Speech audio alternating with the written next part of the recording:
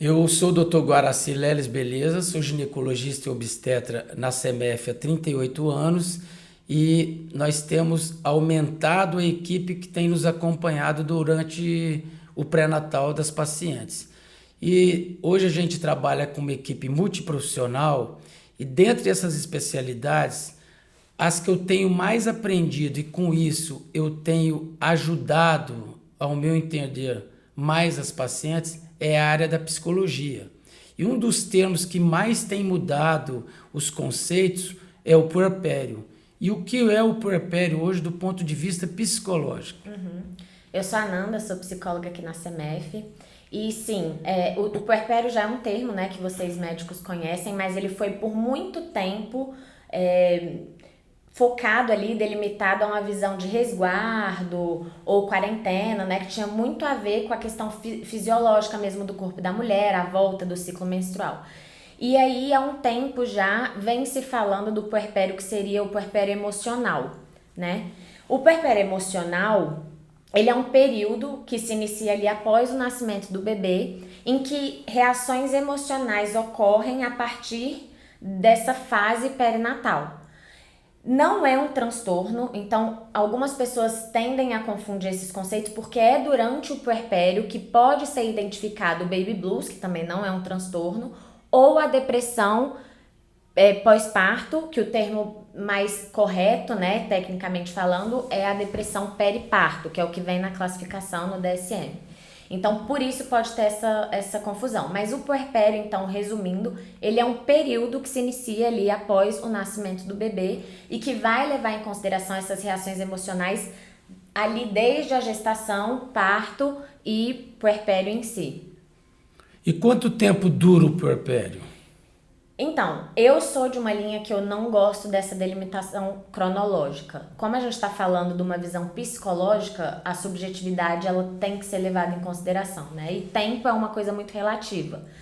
Então, por um lado, talvez a medicina leve em conta essa volta do ciclo menstrual, tem o puerpério dessa visão mais fisiológica mesmo, que ele vai dividir em fases, o puerpério em fases, e ele vai levar em consideração a contração do útero, a volta da menstruação. Já o puerpério psicológico não. Ele pode se estender mais do que essa visão médica, né, do puerpério.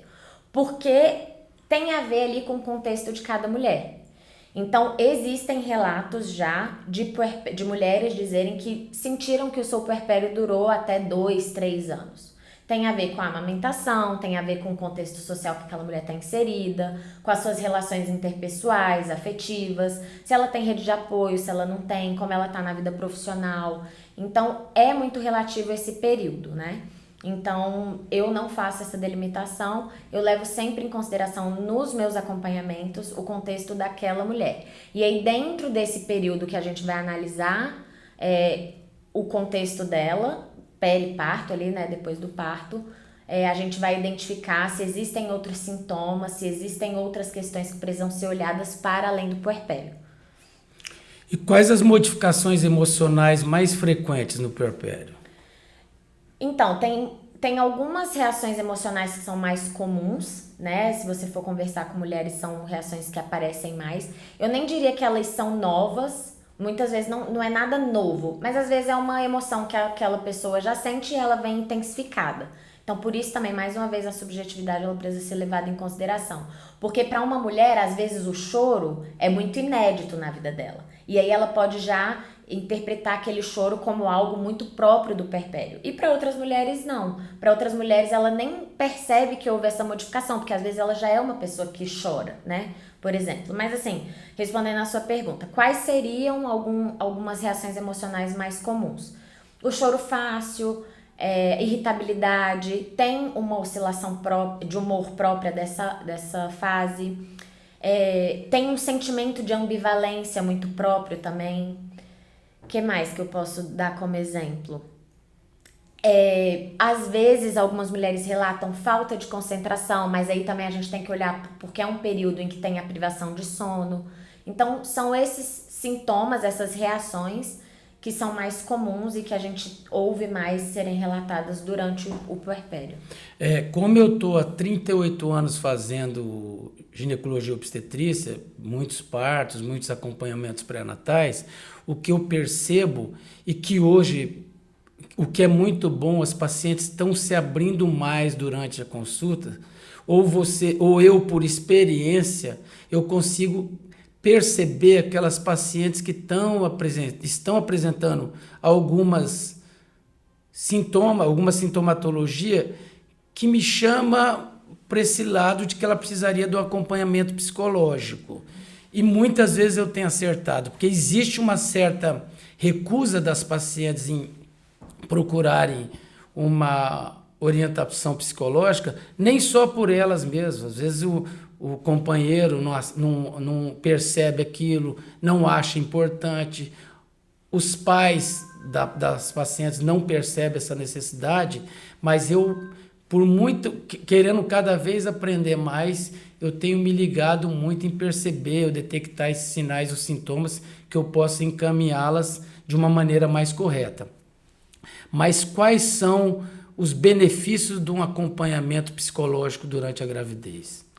O que a gente tenta fazer é informar essa paciente, fazer uma psicoeducação para que quando esses sintomas vierem, ela saiba lidar e ela entenda isso ou como natural ou não, ou tá havendo uma intensificação que precisa ser acompanhada. Então, assim, os benefícios do acompanhamento psicológico, ele não é diferente de um acompanhamento psicológico em outra fase, né? A gente só gosta de reforçar que sim, esse é um período atípico na vida da mulher e que é muito interessante ela ter um espaço seguro para ela falar sobre isso, até por essa resistência da sociedade mesmo e entender que a gravidez gera todas essas alterações. Tem a parte de estar muito feliz, de realização, mas também tem esse outro lado que ainda fica muito nebuloso na cabeça de uma mulher. Então, esse espaço vai ser onde a mulher vai conseguir falar sobre isso, assimilar isso e entender isso como parte daquele cenário ou não, né? Ou algo que precisa ser visto de uma forma mais específica. Mas assim, a gente tem que entender que essas reações emocionais, elas podem estar sinalizando uma necessidade de satisfazer questões pessoais daquela mulher. Então, às vezes um choro, uma irritabilidade, ela não tá vindo do nada, ela tem uma origem. Então a gente vai descobrir de onde veio isso. A gente vai tentar auxiliar essa mulher a entender de onde pode estar vindo isso e criar estratégias com ela, dela lidar emocionalmente com aquele período, até porque tem outras 1000 coisas que precisam ser digeridas ali, né, naquele processo. Então, assim, além das alterações anatômicas, fisiológicas, endocrinológicas que a mulher passa, existe essa mudança emocional. Essas 3 que eu falei antes, elas já são muito óbvias, né? A gente já sabe que existe uma oscilação hormonal, por exemplo. Então, a gente precisa naturalizar que também existe uma oscilação emocional. E onde que a mulher vai tratar isso? Da mesma forma que ela cuida e olha das outras coisas. Talvez seja assim com o auxílio de um profissional da psicologia. Então, a gente vai auxiliar essa mulher nessa questão. Tem outro ponto que é importante a gente falar.